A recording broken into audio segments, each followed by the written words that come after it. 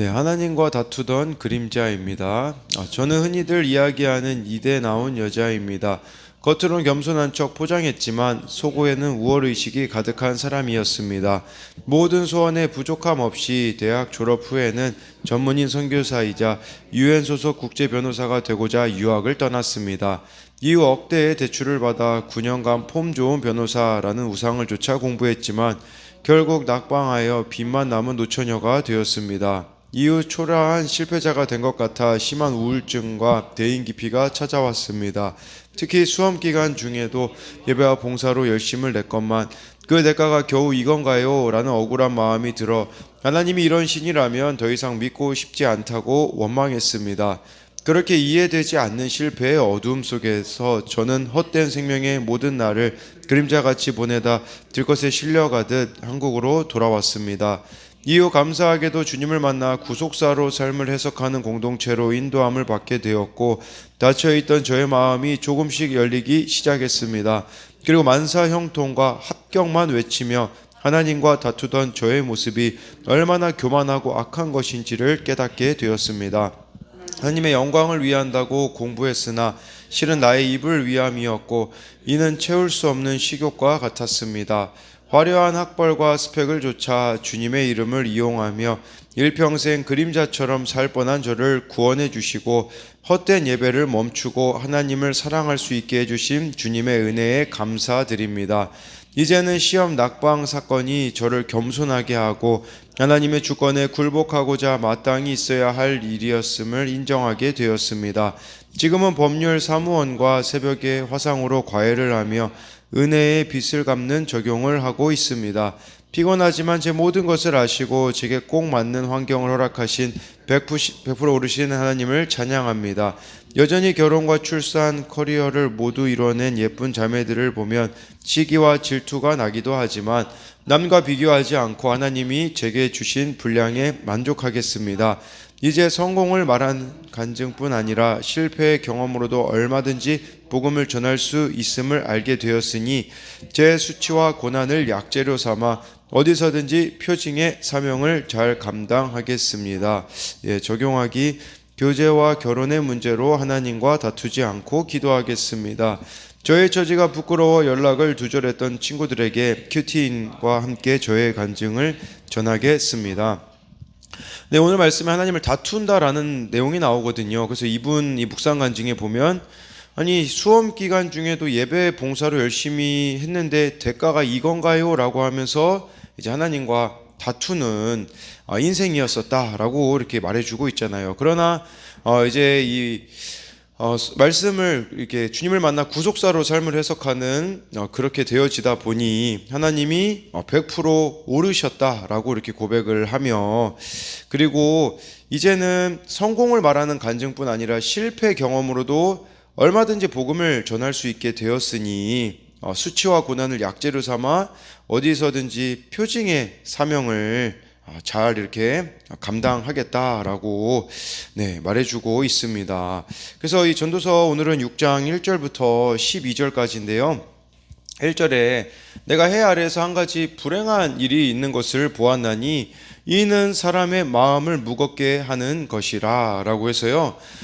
이 불행한 일은 뭐냐면 사람의 마음을 무겁게 하는 일들이 우리들 가운데 있는 거래요. 근데 여기서 이 마음을 무겁게 한다라는 것이 원어로 보면 인간에게 무게를 더하는 것들이 있다라는 거겠죠. 무슨 말이냐면 자족하지 못하는 것이 결국 불행하고 힘겨운 인생을 살게 만든다라는 거예요. 인간은 자족을 할 수 없는 존재라는 것, 이게 불행한 일이라고 할 수 있겠죠. 무엇을 해도 만족이 없는 거예요, 결국은.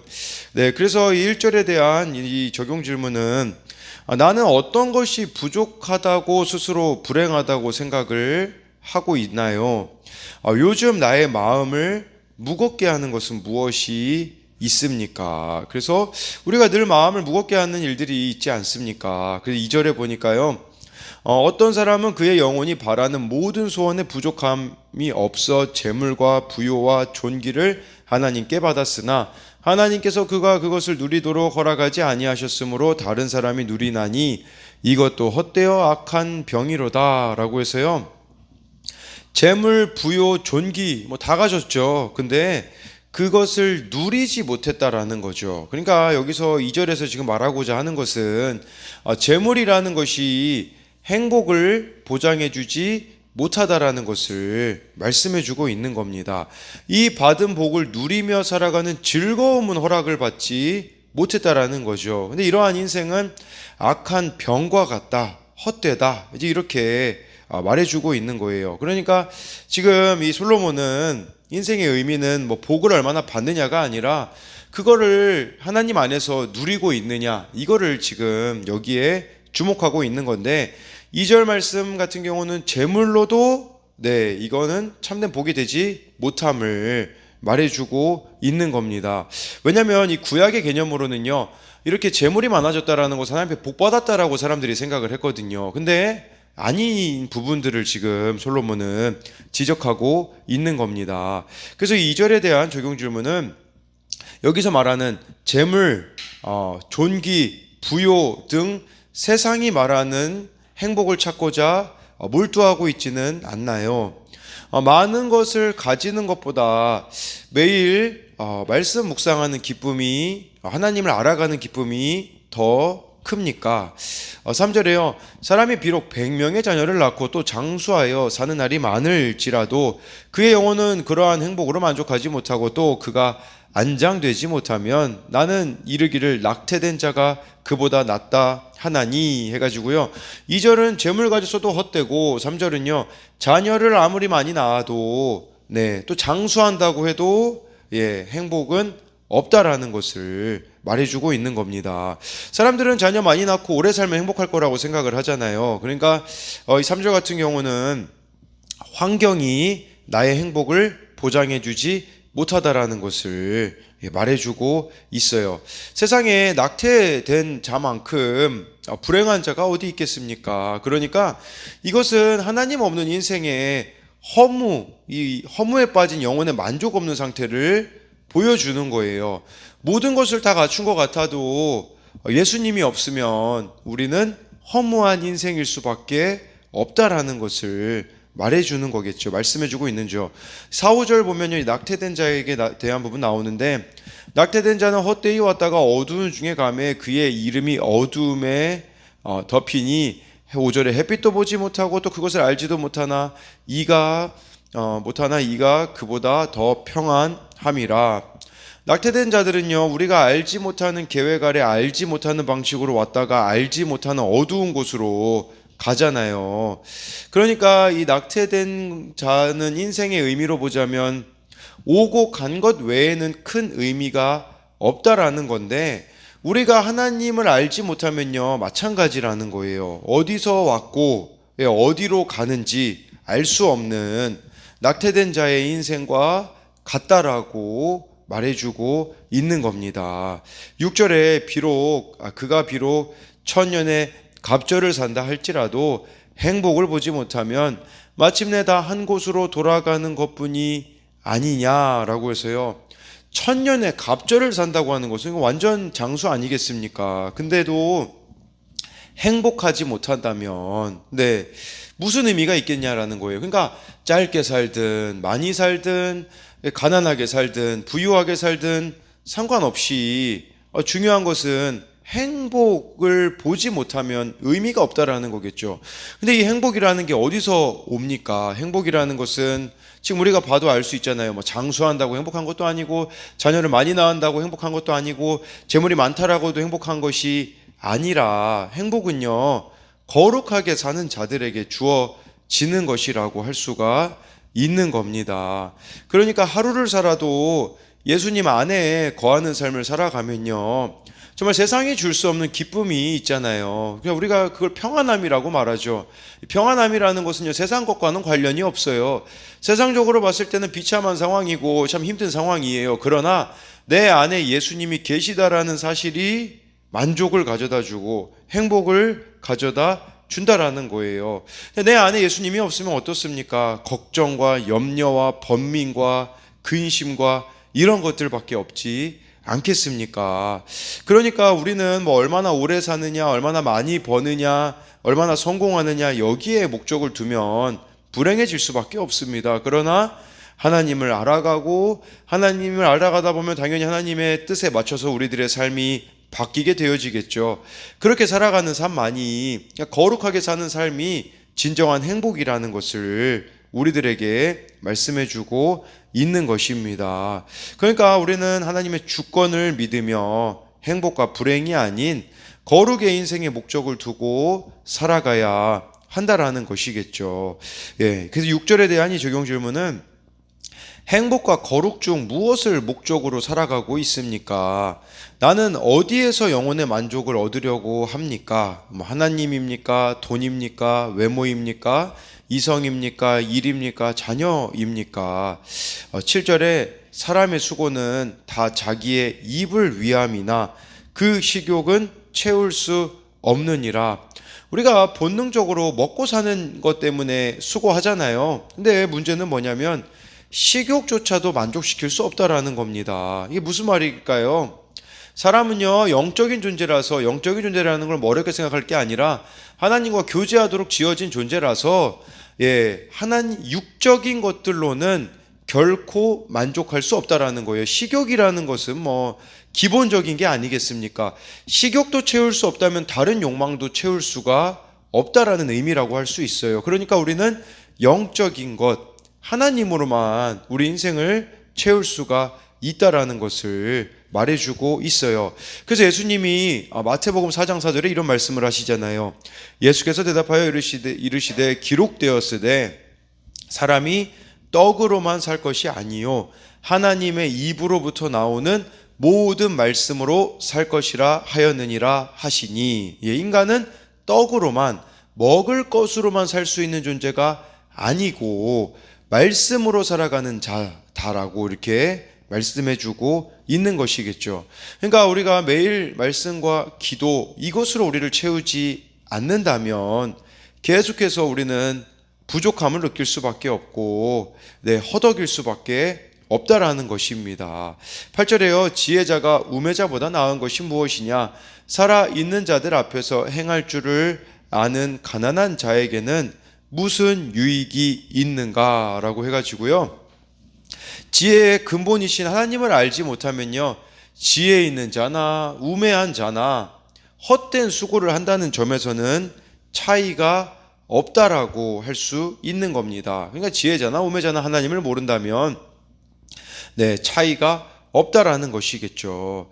그래서 여기는 살아있는 자들 앞에서 행할 줄 아는 가난한 자에게는 무슨 유익이 있는가라는 것은 재물이 하나님의 선물이라는 그런 사실로 연관해 봤을 때 가난한 자는 그런 기회를 갖지 못했으나 인생을 어떻게 살아야 하는지 아는 오히려 지혜자가 될 수 있다라는 것이겠죠. 근데 이런 차이는 사실은 다른 걸 다 떠나서요, 하나님을 아느냐 모르느냐 그 차이라고 할 수 있는 겁니다.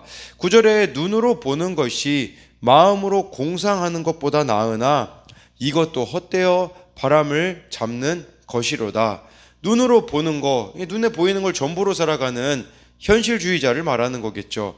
공상하는 것, 이 공상하는 것은 이상주의자라고 볼 수 있겠죠. 삶을 현실주의자로 살아가나 이상주의자로 살아가나 하나님을 모른다면 헛되어 바람 잡는 것 같이 살아갈 수밖에 없다라는 것입니다. 그래서 이 구절에 대한 적용 질문은 내 생활에 만족하지 못하고 세상의 소문과 내 생각에 따라 하는 공상은 무엇인가요? 10절에 이미 있는 것은 무엇이든지 오래전부터 그의 이름이 이미 불린 바 되었으며 사람이 무엇인지도 이미 안 바 되었나니 자기보다 강한 자와는 능히 다툴 수 없느니라. 그러니까 오래전부터 그의 이름이 불린 바 되었대요. 예를 들자면 아담의 이름을 하나님이 지어주시잖아요. 근데 이제 아담이 나중에 이제 동물이나 이런 것들의 이름을 짓거든요. 그러니까 인간이 이름이 불린 바 되었다라는 것은 존재가 이미 하나님께 알려졌다라는 뜻이에요. 다른 말로 말하자면 하나님으로부터 온 우리는 피조물이라는 사실이라는 거죠. 이것은 부인할 수 없는 사실이라는 거예요. 사람이 무엇인지도 이미 안바가 되었다라는 것은 당연히 하나님이 창조하셨기 때문에 이미 우리를 알고 계시다라는 거겠죠. 근데 자기보다 강한 자와 능히 다툴 수 없다. 여기서 말하는 강한 자는 누구겠습니까? 하나님을 말하는 거겠죠. 그러니까 인간이 하나님과 다툴 수 없다라는 거예요. 근데 왜 사람과 인간이 다툽니까? 우리가 막 하나님 앞에 그렇게 얘기하잖아요. 왜 이러시냐고 하면서 우리가 얼마나 이렇게 다툴 때가 많이 있습니까? 그것은 여전히 내가 옳다라고 주장하고 있기 때문에 이 100% 옳으신 하나님을 우리가 전적으로 아직은 신뢰하지 못하기 때문이라는 거예요. 그러니까 자기보다 능한 자와 다툴 수 없다라는 것, 이것은 우리가 인간은 자기 인생을 이렇게 우리가 내 뜻대로 되지 않는 것들이 있다고 할지라도 하나님과 다투는 것이 아니라 좀 하나님을 그 가운데 우리가 신뢰하며 나아가야 한다라는 것이에요. 그러니까 당시에는 이해되어지지 않은 일들이 우리들 인생 가운데 얼마나 많이 있습니까? 그러나 여러분들이 하나님을 알아가는 이 작업을 계속하면요, 물론 힘들죠. 현재 이 말씀대로 살아가는 거 참 쉽지 않은 일이지만, 힘든 일이 여전히 있지만, 그럼에도 불구하고 우리가 끝까지 하나님을 신뢰하며 나아갈 때에 나중에 요셉이 한 그런 고백을 할 수 있지 않습니까? 요셉이 무슨 고백을 합니까? 형들 앞에서 그런 고백을 해요. 형들은 저를 해하려고 했으나 하나님은 선으로 바꾸셨다. 그러니까 어떤 악한 상황이라도 하나님은 선으로 바꾸셨다라는 이 고백을 여러분들이 할 수 있는 날이 온다라는 것이겠죠. 그러나 하나님하고 다투며 원망과 불평으로 우리들의 삶을 채운다면 그런 날이 오기는 힘들다라고 할 수가 있는 것이겠죠. 그래서 10절에 대한 적용 질문은 아무리 채워도 채워지지 않아서 허무하고 무기력하나요? 그 자리에서 일어나 살아가고자 지금 내가 꼭 해야 하는 적용은 무엇이 있습니까? 11절에 헛된 것을 더하게 하는 많은 일들이 있나니 그것들이 사람에게 무슨 유익이 있으랴라고 해가지고요, 10절에는 하나님한테 헛된 말을 하는 사람들이 있다라는 거겠죠. 하나님과 다투며 살아가는 자. 근데 11절은 헛된 일을 하는 자들이 있다라는 거예요. 그러니까 헛된 것으로 자기의 삶을 채워가며 하나님과 다투고 있다라는 뜻이에요. 그러니까 10절은 헛된 말, 11절은 헛된 일로 하나님과 다투며 살아가는, 나는 안 다투고 있는데 라고 말할 수 있겠지만 하나님과 무관한 삶을 살아간다면 그것이 다투는 거라고 할 수가 있겠죠. 그래서 10절, 11절에 대한 또 적용 질문은 이렇게 할 수 있겠죠. 헛된 말과 헛된 일을 하며 하나님과 다투고 있지 않나요? 날마다 하나님을 알아가는 것이 내 고난에 대한 답이 되나요? 제가 보니까요, 10주 이 양육을 이제 하고 있는 지체들이 몇 명이 있거든요. 근데 사람마다 다르더라고요. 어떤 사람 같은 경우는 뭐 한 2과 정도만 하고 그만둔 아이도 있고, 뭐 또 어떤 청년 같은 경우는 하고 있으나 이게 잘 모르겠는 경우들도 있고. 근데 보니까요, 어떤 사람에게는 같은 말씀을 제가 전하는데 변화되어지는 사람들이 있더라고요. 그 변화되어지는 사람들은 도대체 무엇 때문에 변화가 되어지는가 보니까 더 이상 자신에게 의지할 게 없는 사람은요, 말씀이 들어가더라고요. 반대로 생각해 보면 우리들 가운데 말씀이 들어가고 있지 않다면 여전히 내가 뭔가 의지할 만한 것이 있다라고 할 수가 있는 거예요. 여전히 자기를 사랑하는 것을 우리가 내려놓지 못한다면 이 말씀이 들어갈 수가 없다라는 것이겠죠. 그래서 이 헛된 것과 헛된 말을 한다라는 것은 결국은 여전히 자신이 붙들 만한 것이 있고 자기를 사랑하고 있기 때문에 이렇게 하나님과 다투며 살아가기에 말씀이 들어갈 수 없다라는 의미가 아니겠습니까? 12절에요. 헛된 생명의 모든 날을 그림자같이 보내는 일평생에 사람에게 무엇이 낙인지를 누가 알며 그 후에 해 아래에서 무슨 일이 있을 것을 누가 능히 그에게 고하리요 라고 말씀해주고 있습니다.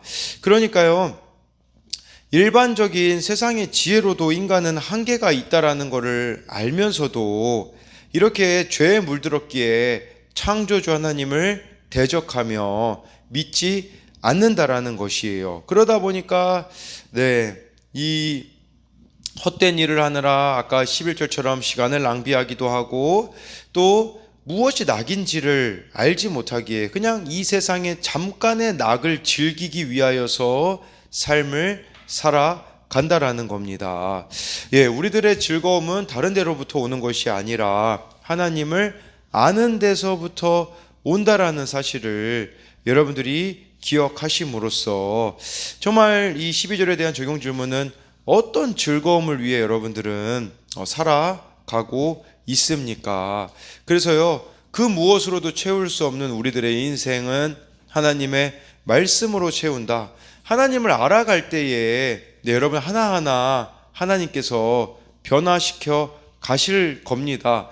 내가 말씀 앞에 서 있고 내가 바뀌면요, 내가 속한 곳이 변화될 수 있다라는 사실을 여러분들이 기억함으로써 늘 헛된 일과 헛된 말을 하는 자들이 아니라 하나님을 인정하며 살아가는 여러분들이 되시기를 소망합니다.